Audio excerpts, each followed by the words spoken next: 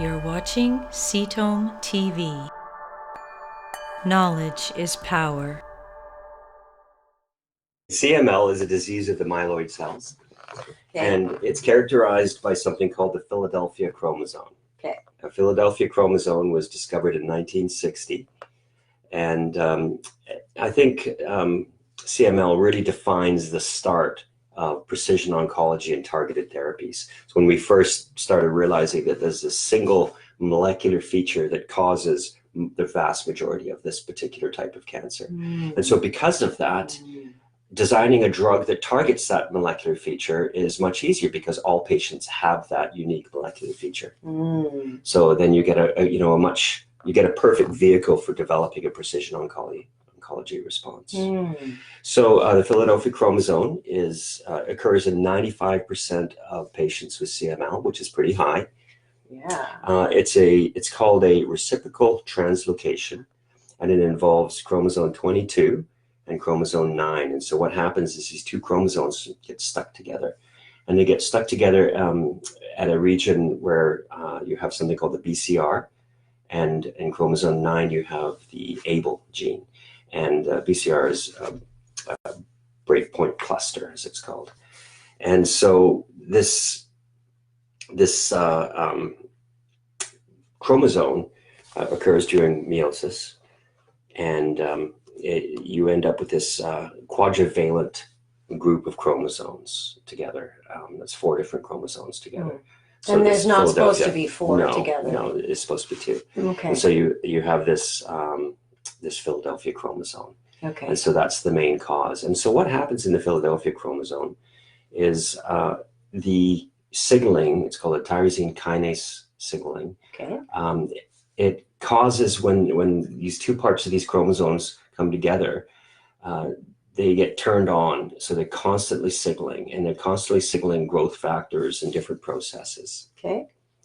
Now, there's 2 different subtypes of this. One of them is called the P210, and then the other is called the P190. Okay. And so the P210 is kind of what defines CML.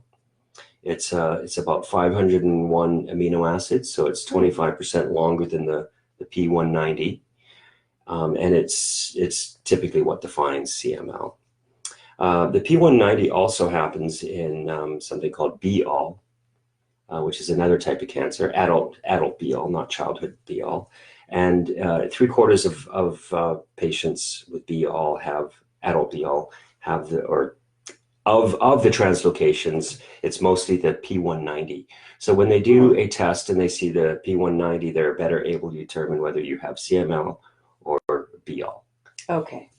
And so I think 25% of BALL patients have the P210. So that does definitely confuse certain features. Okay. So about 20 to 30% of patients with BALL have this BRCA ABL. And the beauty of this is that it allows you to target. So if you have this Philadelphia chromosome, it allows you to target it with a certain class of drugs called TKIs, tyrosine kinase inhibitors. Okay. All right. So backing up the bus, I'm already confused, but how would I know? Like if I wanted to know for myself, do I have this BCR ABL thing going on?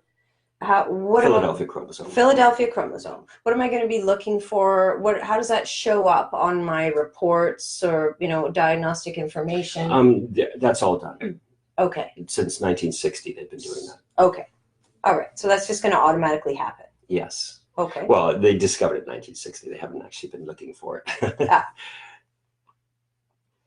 Okay, but what I'm asking you is what am I going to actually see on the test results from is it like my blood test or is my tumor? Yeah, the doctors will tell you that you have Philadelphia chromosome positive CML. Okay, got it. Thank you. It's a defining feature of the disease. Okay, that makes sense. So that's going to be fairly easy determining by them. Yeah. Okay. All right. Yes. Thank you for watching CTOM TV. Subscribe below and stay informed.